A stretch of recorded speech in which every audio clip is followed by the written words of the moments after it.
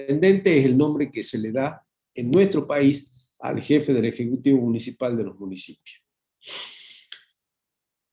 Bueno, el origen, hay una escuela sociológica que lo da como una institución natural preexistente al Estado, y hay una escuela legalista, como les decía hace un rato, que dice no, los municipios son creados por ley, por lo tanto existe solo cuando se dicta una ley que los crea. En nuestro país, digamos que más que seguir la escuela sociológica, se sigue la escuela legalista. Por ejemplo, la provincia de Salta, para que un municipio se constituya, debe haber una ley que lo conforme, ¿sí? Actualmente hay 61 municipios, el último en agregarse fue el municipio de Aguas Blancas, que antes pertenecía a San Ramón de la Nueva Orán, y que lo constituyeron como municipio independiente hará unos 4 o 5 años atrás. Y en lugar de 60 pasaron a ser 61 entonces los municipios. Generalmente cada 10 años se incrementa en 2 o 3 municipios el número en la provincia, ¿verdad? Porque ya vamos a ver, para constituirse en municipio se requiere una cantidad de habitantes que, bueno, con el tiempo va creciendo, va generándose ese mínimo de población que se requiere, y por esa razón entonces en la legislatura dictan una ley para constituirlo. Les cuento que además en la actualidad debe haber fácilmente 3 o 4 poblaciones que no son municipios, pero que pueden llegar a convertirse en municipio en el corto tiempo porque ya superan con crece la cantidad de habitantes que se requiere. Una de ellas la tenemos cerca de acá de la ciudad, que es la localidad de La Silleta, que hoy pertenece al municipio de Campo Quijano, pero que en cualquier momento puede adquirir la autonomía y conseguir que una ley lo establezca como municipio independiente. Otra población que también está en el mismo trámite es la localidad de Gaona, en Anta, que depende del Quebrachal, pero que también ha superado a la población como para poder constituirse como municipio independiente. Estos algunos ejemplos que les puedo dar, quizás me estoy olvidando de algunos otros, pero con lo que le quiero de alguna manera mencionar es que generalmente cada 10 años se van incorporando 2 o 3 municipios más al conjunto de municipalidades que están creadas en nuestra provincia. Los municipios fueron aceptados desde la primera institucionalización que se dio en el país. A través de la Constitución de 1853, ya se los mencionaba en el artículo 5º, donde se decía que las provincias deberán asegurar, entre otros, el régimen municipal con el dictado de sus propias constituciones, en el dictado de sus propias constituciones, o sea, las constituciones provinciales, y debían asegurar allí un régimen municipal. Asegurar significa proteger algo que ya existe o tiene derecho a existir para que se desarrolle y viva conforme a su naturaleza. Por lo tanto, ese término que se utiliza en la Constitución, asegurar, no es crear los municipios, sino asegurar, porque ya tenían existencia los municipios cuando se sancionó la Constitución de 1853, la primigenia Constitución para organizar a la República Argentina como país. Pero estos municipios que surgen en 1853, el modelo, municipal que surge, es de los municipios que se denominan de delegación, o sea, se les reconocía autarquía financiera para que se autoadministren, pero debían estar sometidos a normas provinciales y tenían ciertas atribuciones delegadas. Pero, ¿por qué sometido a las normas provinciales? Porque los intendentes eran designados por los gobernadores, no los elegía el pueblo como en la actualidad. Entonces, al ser un delegado provincial prácticamente, cada municipio, entonces, obviamente estaba sometido a las normas de la provincia y funcionaban con autarquía financiera, es decir, como si fueran un organismo descentralizado de la provincia en realidad. ¿Sí? Así funciona el régimen municipal en toda la República Argentina y obviamente la provincia de Salta cuando se sancionó la Constitución de 1853. En 1994, con la reforma constitucional, se da el hecho de que a ese artículo quinto, que queda reafirmado en la Constitución nueva también, se le agrega un artículo 123, donde cada provincia dicta su propia constitución, asegurando ya no el régimen municipal, sino asegurando la autonomía municipal y reglando su alcance contenido en el orden institucional, político, administrativo, económico y financiero, o sea, los 5 aspectos que comprenden o conforman lo que es la autonomía municipal. No le reconoce poderes originarios la Constitución Nacional, tampoco poderes reservados como puede ser a las provincias, pero por esa razón entonces es que se considera que la autonomía de las provincias es más amplia, pero se le reconoce autonomía.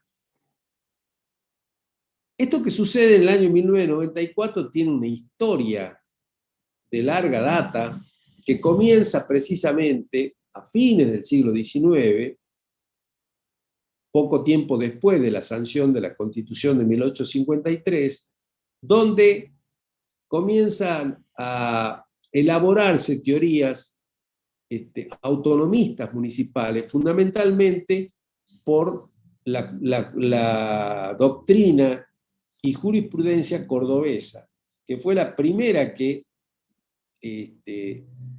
elaboró esta propuesta de que los municipios son autónomos.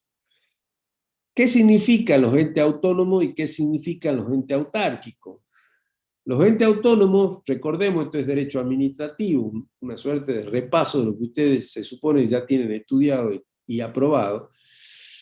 Los entes autónomos, su independencia se fundamenta en normas constitucionales, no pueden ser modificadas por el gobierno central, solamente por la Constitución. En cambio, los entes autárquicos, su independencia se fundamenta en la disposición de leyes ordinarias que sí pueden ser modificadas por las respectivas legislaturas, ¿sí? O por el poder legislativo de cualquier jurisdicción nacional o provincial. Como dijimos, la evolución que se dio del régimen municipal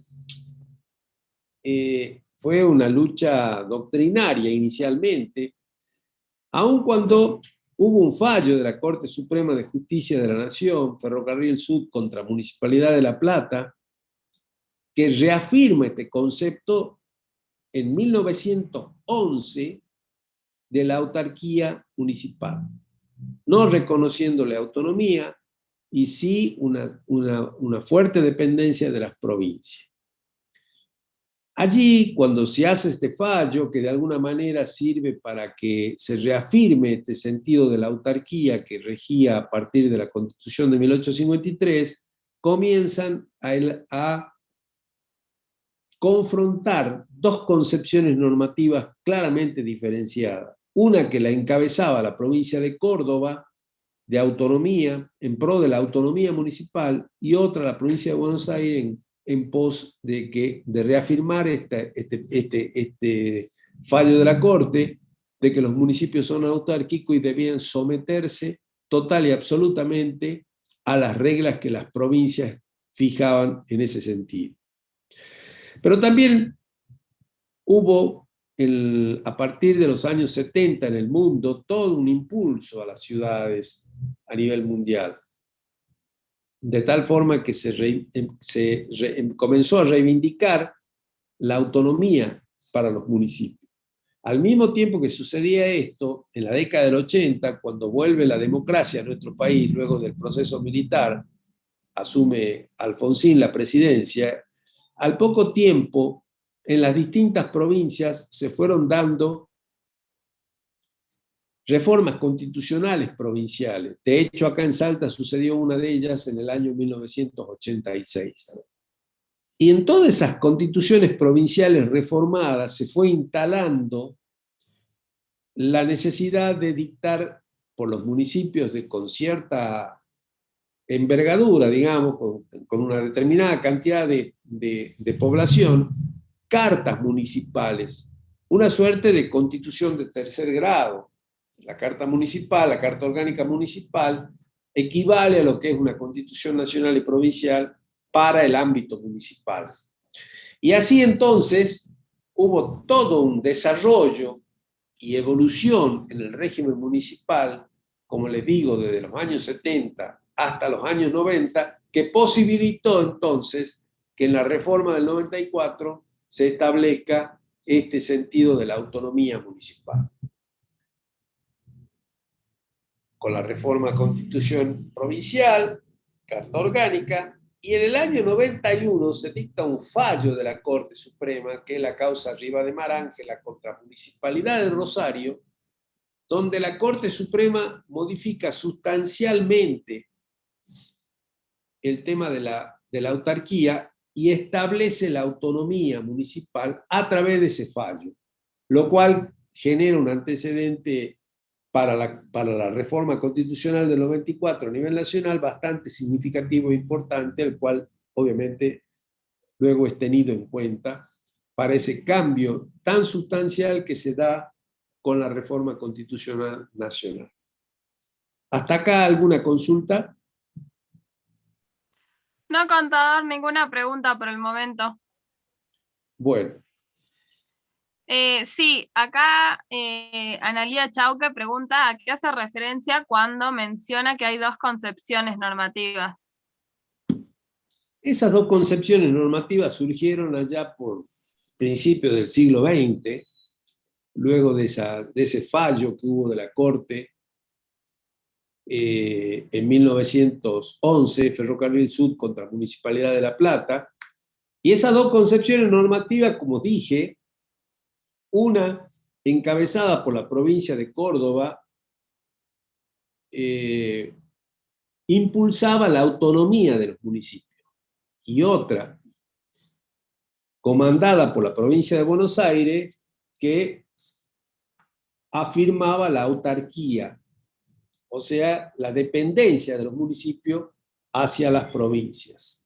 Una dependencia mucho mayor que la que pueden tener en la actualidad con la autonomía. ¿Sí? Esas eran las dos concepciones normativas que se fueron estableciendo, y de hecho, más allá de la posición nacional que estamos hablando, en algunas provincias, como Córdoba, por ejemplo, sin ir más lejos, ya la autonomía municipal se estableció a mediados del siglo pasado, ya, previa a la reforma constitucional nacional. Ellos ya reconocían en los municipios la autonomía municipal, adelantándose al régimen nacional que estamos desarrollando en este momento. ¿Se entiende? Sí, entendió perfecto, muchas gracias. Bueno, entonces, cuando hablamos de autonomía, hablamos de 5 aspectos. El primero, la autonomía institucional. ¿Qué significa? La posibilidad de que cada municipio dicte su propia carta orgánica, obteniendo plena autonomía. La carta orgánica pasa a ser, como les dije, una constitución de tercer grado, donde se establecen todas las pautas del gobierno municipal, todas las pautas organizativas, la cual le da la posibilidad de conseguir esa autonomía, dictando su propia norma, no dependiendo de ninguna otra norma, aun cuando deben respetar, por supuesto, los principios establecidos por la Constitución Nacional y Provincial. En segundo lugar, la autonomía política se refiere a la capacidad de elección de las propias autoridades locales. Convengamos que esto recién se consiguió en los años 80. Hasta los años 80, como yo les mencionaba, los gobernadores elegían sus intendentes en todos los municipios del interior. O sea que el gobernador designaba, en ese momento creo que eran 50 y pico los municipios, designaba a los 50 y pico delegados de la provincia en los municipios. Los municipios del interior no tenían la posibilidad de elegir sus propios intendentes, ni siquiera el de capital tampoco, ¿no? Ojo.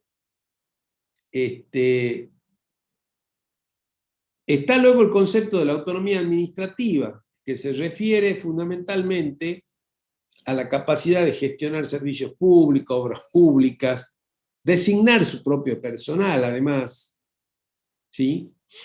Y establece ese tipo de autonomía administrativa. La económica, que es la capacidad de gerenciar el gasto público, es decir, establecer su propio programa de gasto para realizar obras públicas, para establecer las distintas partidas presupuestarias que se fijan en cualquier presupuesto.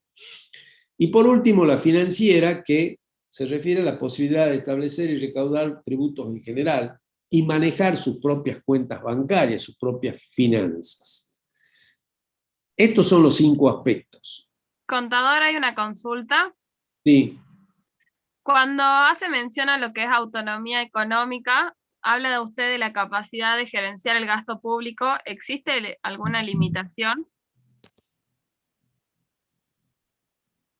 No, la autonomía económica le brinda la posibilidad al municipio de dictar su propio presupuesto y por ende establecer cuáles van a ser los gastos que se van a llevar adelante en el municipio con el presupuesto municipal. O sea, el límite sería el presupuesto, digamos. Claro, al tener su propio presupuesto ya establece la capacidad de gerenciar el gasto. Porque allí se establecen, ¿no es cierto?, los recursos que va a recaudar el municipio y los gastos que va a ejecutar. Y los distribuye conforme a las pautas políticas que establece la Intendencia y que luego, aprobado por el Consejo Deliberante, se convierten en la ordenanza de presupuesto a llevar adelante durante el ejercicio. Hoy tiene el mismo proceso, el presupuesto municipal, el mismo proceso de aprobación, de formulación, de aprobación y de ejecución que tienen los presupuestos nacionales y provinciales. ¿Sí? ¿Se entiende? Sí, quedó bien claro. En la provincia de Salta, el régimen municipal establece lo que está establecido en la Constitución, pone a los municipios de carta como más de 10.000 habitantes. Le pone el límite de 10.000 habitantes para que puedan dictar su propia carta orgánica. Hoy, de los 61 municipios, aproximadamente 15 ya han dictado su carta orgánica municipal. Justamente porque han superado los 10.000 habitantes, entre ellos, obviamente, la capital, Orán, Tartagal, Mosconi, Metán, Rosario de la Frontera, Rosario de Lerma, Cerrillos, Cafayate, entre otras localidades de las conocidas en la provincia. Esos municipios de más de 10.000 habitantes tienen los 5 conceptos de autonomía que hablamos, o sea, institucional, política, administrativa, económica y financiera. Los 5. El resto de los municipios, los de delegación que se llaman, que son los de menos de 10.000 habitantes, tienen tan solo los 4 últimos, o sea, la política, administrativa, económica y financiera. No tienen la institucional, porque no pueden dictar su propia carta orgánica. Entonces allí la atribución de su organización en ese sentido le compete a la legislatura por una ley municipal, que es la ley del régimen municipal que está establecido, ¿no es cierto?, en nuestra provincia. El resto, los que tienen carta municipal, se gobiernan y se manejan con su propia carta municipal. Contador, una consulta. Sí. ¿La autonomía económica es la que le permite tomar préstamos a los municipios? No hay mucha libertad para tomar préstamos en los municipios, ¿eh? Sí, pueden hacerlo, pero no creo que haya muchas entidades financieras que le presten a los municipios, ¿no? Los municipios en general reciben anticipos de coparticipación cuando tienen problemas financieros, o sea, es la provincia la que de alguna manera le financia las dificultades que pudieran llegar a tener financieramente hablando. O en algunos casos la nación, pero no pueden tomar préstamos los municipios en general, no porque la ley se lo prohíba o la constitución se los prohíba, sino porque en la práctica no hay quien pueda prestarle a los municipios. Las entidades bancarias vigentes en el país normalmente no le prestan al Estado, salvo el banco oficial, que es el banco macro, digamos, que puede darle quizá anticipo transitorio, adelanto de cuenta corriente, o permitirle girar en descubierto hasta un cierto monto. Pero así préstamos como los que vimos en el sistema de crédito público solamente lo pueden hacer la nación y las provincias.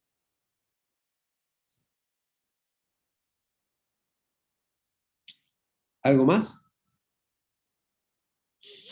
No, contador, eso es todo.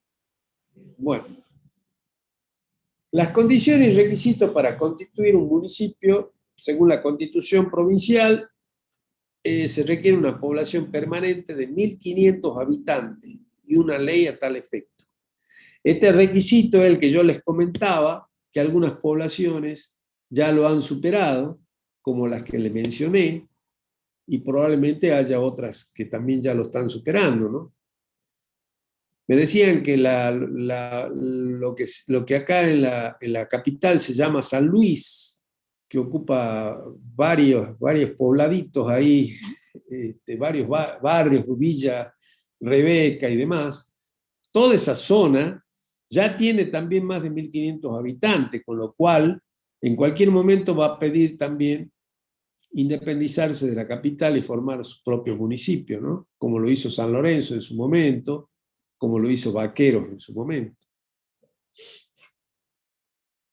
Se va agrandando cada vez más las ciudades, las localidades y la provincia, obviamente.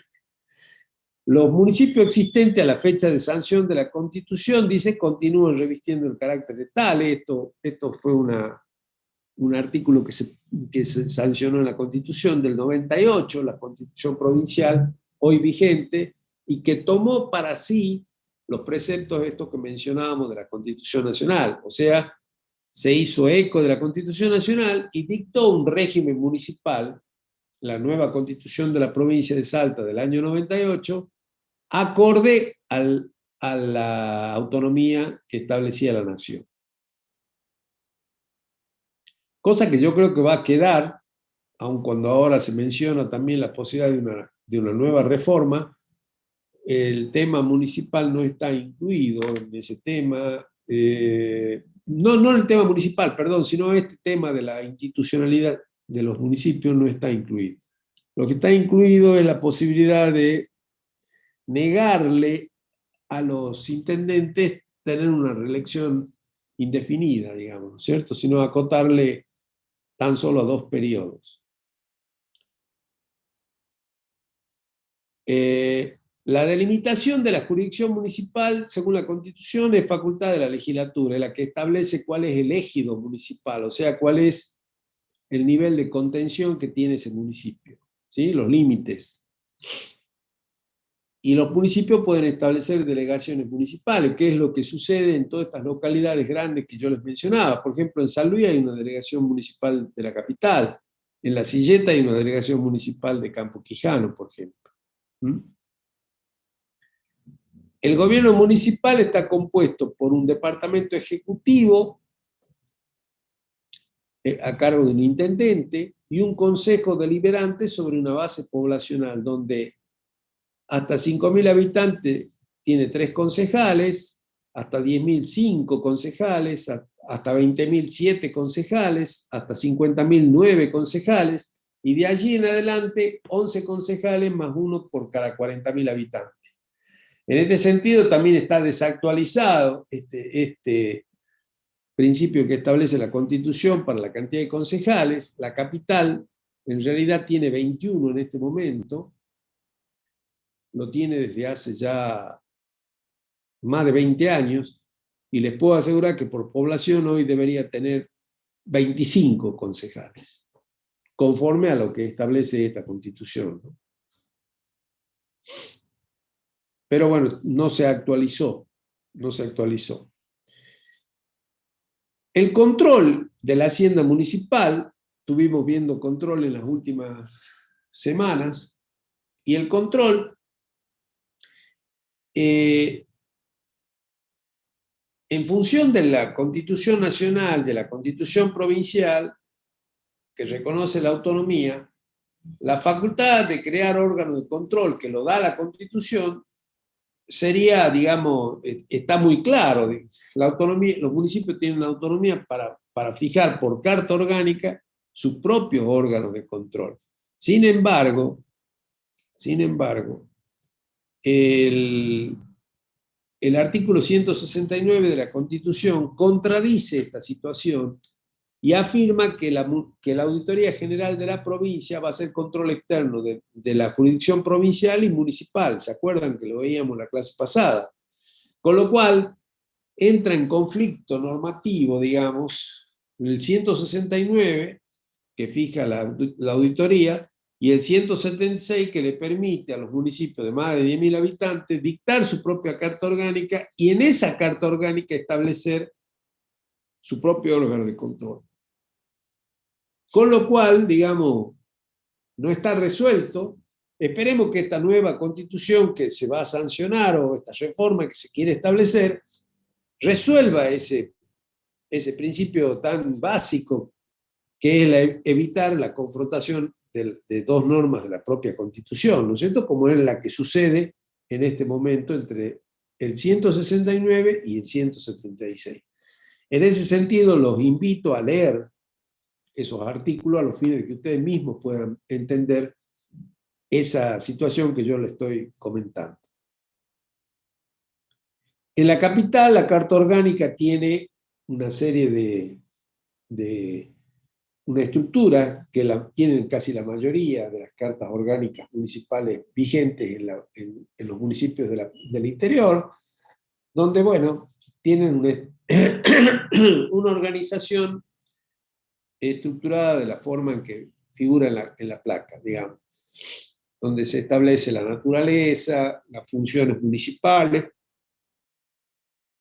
cómo está establecido el gobierno municipal, el Tribunal de Cuentas, que la municipalidad lo creó en el año que se sancionó esa Carta Orgánica y que aún todavía está vigente. Y luego tiene un capítulo de Hacienda Economía, donde está el tema de los recursos, del régimen de contrataciones, de la contaduría. Y luego sigue, digamos, con el resto de la organización y estructura de la municipalidad, tribunales administrativos, centros vecinales, administración municipal. Bueno. La Carta Orgánica Municipal está subida a la plataforma, así que la pueden ver como ciudadanos de la capital que son, como para que conozcan y sepan cómo está estructurada lo que se denomina Carta Orgánica Municipal, que es una suerte de constitución de tercer grado, como yo les mencionaba. Bueno, hasta acá el régimen municipal. Y vamos a ver una última parte que yo me reservé para darles a ustedes sobre las cuestiones de la ética,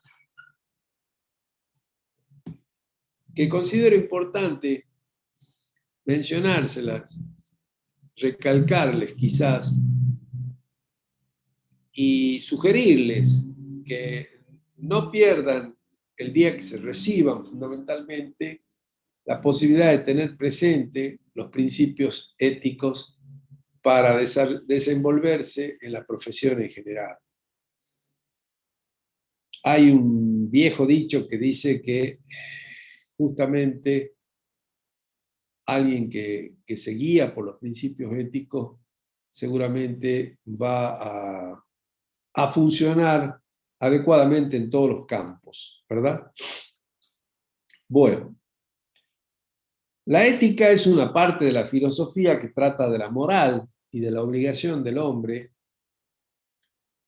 y es una ciencia que enseña las reglas que deben seguirse para hacer el bien y distinguirlo del mal. Precisamente de eso se trata, de llevar adelante las reglas de la moral y de la ética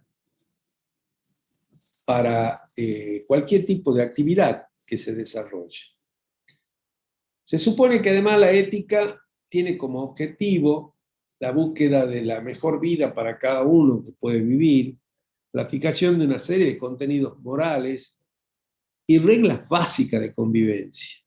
Quizás eso nos está faltando como país, ¿no es cierto? Reglas básicas de convivencia, donde no necesitemos la facultad de sancionar lo que se hace mal, sino que por propia convicción de los seres humanos o pobladores que habitan esta bendita República Argentina, tengan la capacidad para saber convivir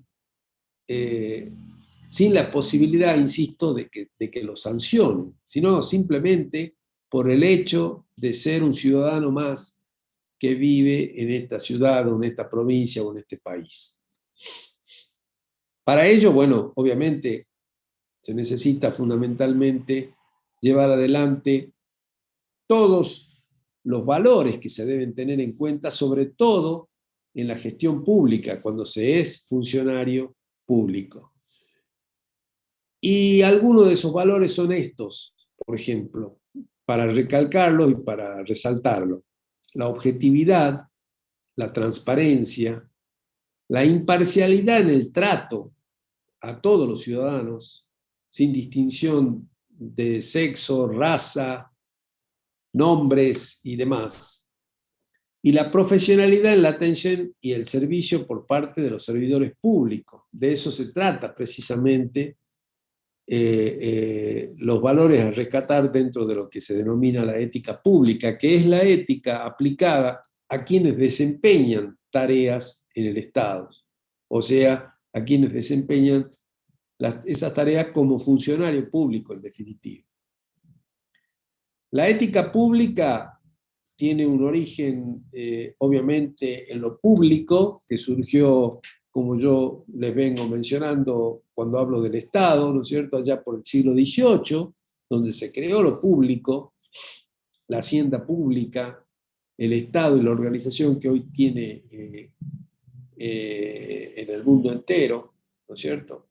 Y entonces surgió la necesidad de aplicar principios éticos a los funcionarios y empleados públicos. Y la ética también está relacionada con la política, obviamente, porque la política se supone que debe ser la ciencia más noble, porque se ocupa precisamente de satisfacer las necesidades del hombre común, de las necesidades de la sociedad en general, y poder elaborar un desarrollo en armonía y con buena convivencia entre todos los ciudadanos que habitan un determinado lugar, un determinado estado.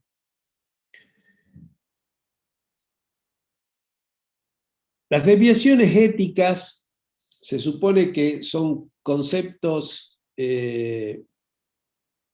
obviamente negativos para la evolución social, negativos para la buena convivencia.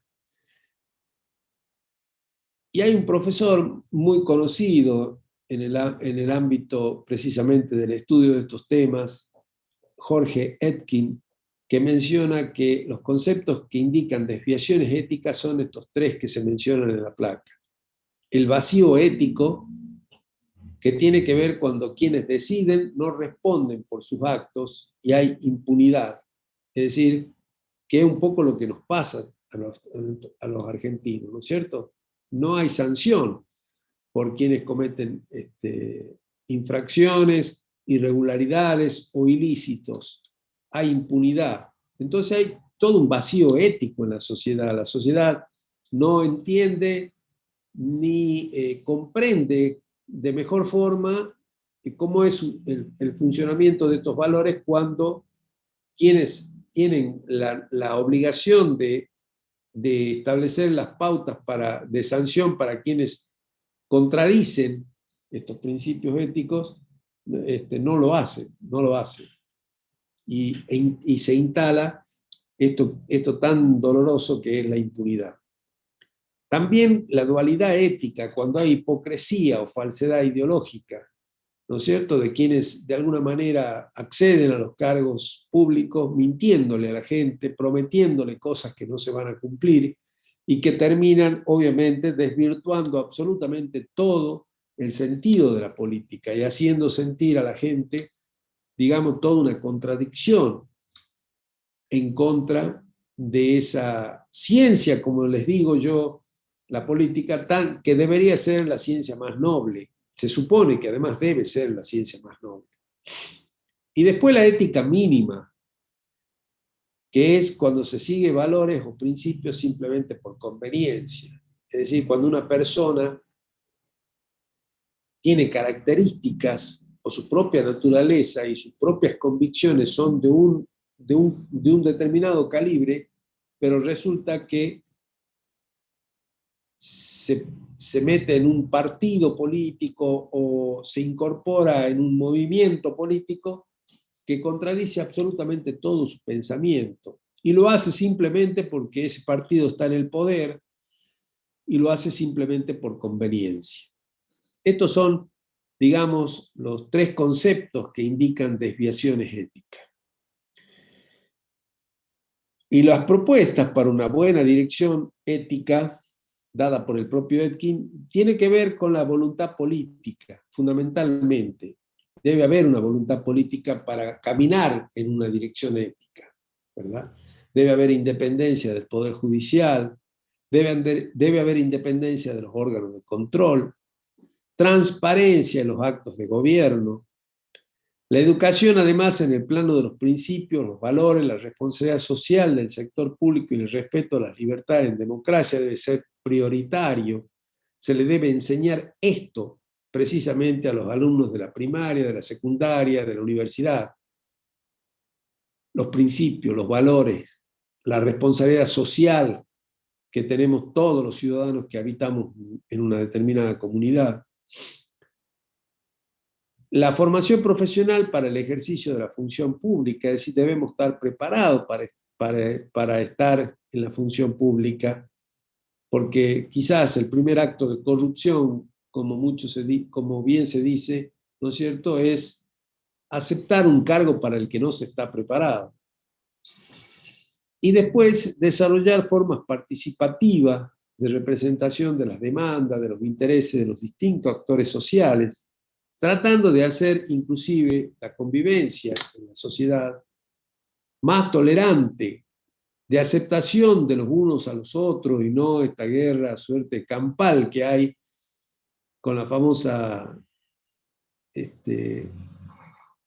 brecha que hoy existe entre los argentinos, lamentablemente, o grieta, como le llaman algunos. Por supuesto que lo contrario a la ética es la corrupción. La corrupción está definida como la utilización de potestades públicas, o sea, cuando se está en la función pública, pero para beneficiar intereses particulares, no para beneficiar al conjunto de la comunidad, que es la razón de ser de un funcionario público.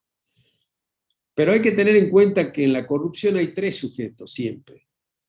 El corrupto, que es el funcionario, el corruptor, que es el que paga la coima, digamos, o el cohecho, que en general son empresarios o personas de mucho dinero, y el perjudicado, que en este caso sí nos vamos a poner siempre de acuerdo, el perjudicado es el pueblo, el Estado, el ciudadano.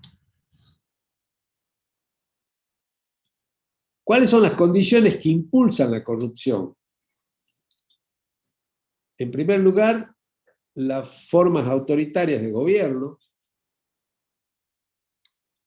los procesos militares que tanto daño nos han causado al pueblo argentino durante 50 y pico de años, golpeando los gobiernos elegidos por el voto popular. La falta de programas de formación para los agentes públicos también es una condición que sin duda impulsa la corrupción, porque no están preparados esos agentes públicos, no están formados para cumplir la tarea que tienen que desarrollar.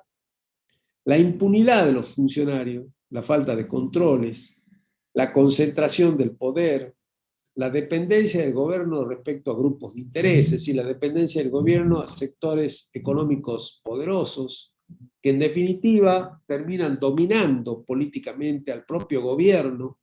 Esto ha venido sucediendo en nuestro país lamentablemente, y que ahora inclusive se da con los medios de comunicación también, ¿no? Que de alguna manera influyen significativamente sobre las medidas de gobierno que se dan.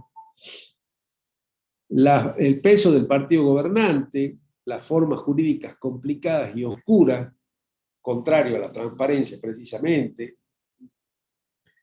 la ausencia de representantes de usuarios en los organismos que prestan servicio, los procesos judiciales lentos, complicados y costosos, y la presión electoralista, que siempre también es un elemento que impulsa la corrupción.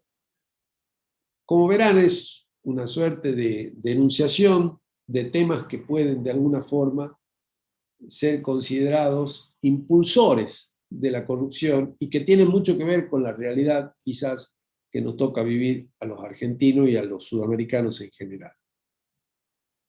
La legislación nacional en ese sentido, digamos que tiene un artículo 36 de nuevos derechos y garantías que fija claramente que será traidor al país aquel que comete fraude contra la administración pública. Pero bueno, este artículo de la Constitución no ha sido demasiado respetado por los jueces, ¿verdad? Porque que son los que en definitiva terminan implantando la justicia en el país, y no ha sido reivindicado lo suficiente para evitar, ¿no es cierto?, los atropellos que lamentablemente los argentinos venimos sufriendo, no de este gobierno, ni del anterior, sino desde siempre, diría yo, prácticamente desde toda la existencia de la República Argentina. En todos los tiempos, en todas las épocas, hubo avasallamientos del poder. Hay una ley nacional de ética pública, la 25.188, que se cumple a medias, lamentablemente. Hay otra ley nacional, la 24.759, que aprueba la Convención Interamericana contra la Corrupción, que es una entidad que creó la OEA precisamente para combatir la corrupción y que viene monitoreando a nuestro país en ese sentido, y que le ha hecho ya varias observaciones en distintas épocas que vino a inspeccionar el funcionamiento de la corrupción en nuestro país. Está también la Oficina Nacional de Ética Pública, perdón, no está, estaba, que después fue convertida en Oficina Anticorrupción a partir del año 99, que en general, bueno, siempre termina dependiendo y favoreciendo al poder de turno, ¿no es cierto?, sin mayor independencia en ese sentido. Por lo tanto, ¿qué les puedo dejar como reflexión final? Mucho hay que trabajar para la ética, y sobre todo para la ética pública. Creo que en ese sentido lo que se debe tratar de impulsar es que en la educación sean incorporadas materias que tengan que ver con la ética y la ética pública, para que volvamos a reverdecer los principios y valores que deben siempre comandar el funcionamiento de cualquier sociedad. Si no, vamos perdiendo principios, vamos perdiendo valores y nos vamos deteriorando cada vez más moral y éticamente como sociedad. La ética tiene mucho que ver con la cultura y tiene mucho que ver con la ley. porque muchas veces la cultura de una sociedad es contraria a los principios éticos.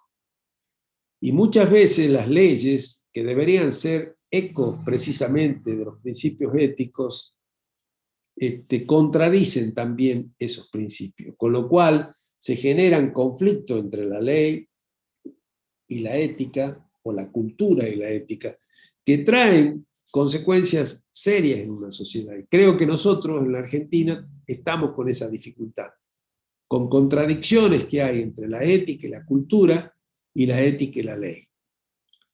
Lamentablemente nosotros tenemos una cultura que vamos a tener que ir modificándola con el tiempo, porque ya tenemos esa actitud casi incorporada al funcionamiento como sociedad, para aceptar cosas que no deberíamos aceptarla, para considerar como normales y regulares hechos verdaderamente de corrupción que se dan en toda la sociedad.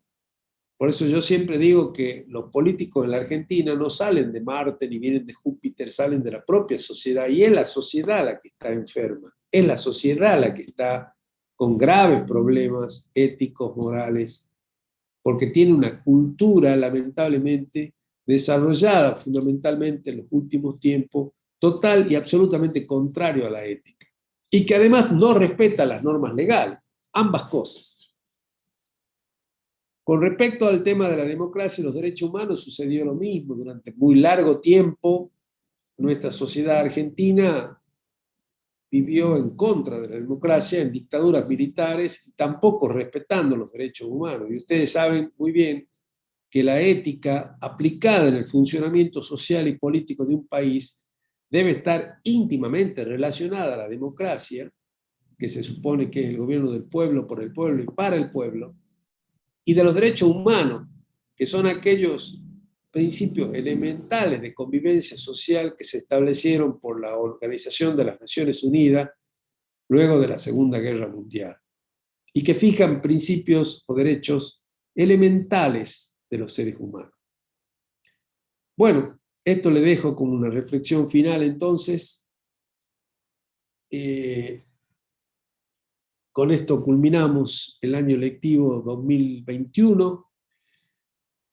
Espero que sepan aprovechar digamos, toda la energía positiva que desde la cátedra le hemos brindado en todas las clases, siempre con la mejor y buena voluntad, que posiblemente podamos haber cometido errores, sin duda, como todos los seres humanos, pero que siempre estamos dispuestos fundamentalmente a corregirlo a partir de escucharlos, a ustedes, los estudiantes, a quienes nosotros de alguna manera le volcamos todo nuestro bagaje de conocimiento en pos fundamentalmente, no solo de que aprendan, al menos de mi parte, simplemente para que razonen, reflexionen, y después ustedes mismos vayan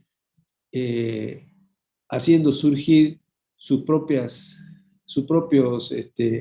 elementos para tener en cuenta cuando deban ejercer la profesión en un par de años más. Así que, bueno, me despido hasta la próxima.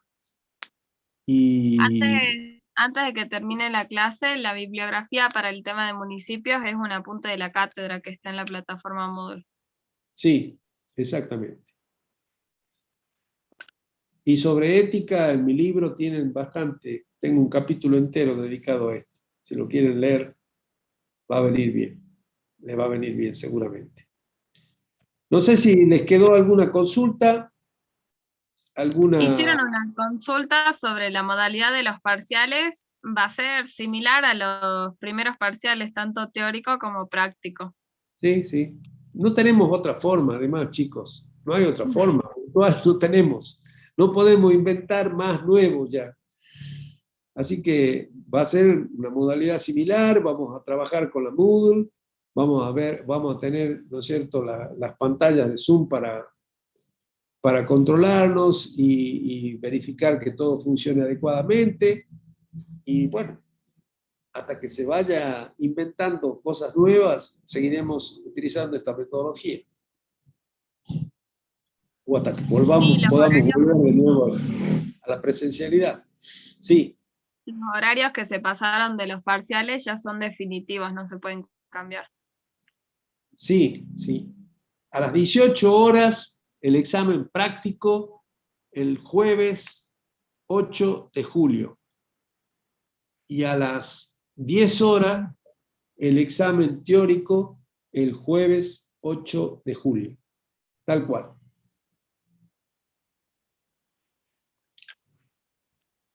Bueno, contador, eso es todo entonces. Muy bien. Que pasen unas buenas noches y unas buenas jornadas. Estudien, consulten lo que tengan necesidad de consultar. Y bueno, les deseo lo mejor, chicos. Un saludo muy grande a todos. Adiós. Chao, Rosarito. Nos vemos, contador.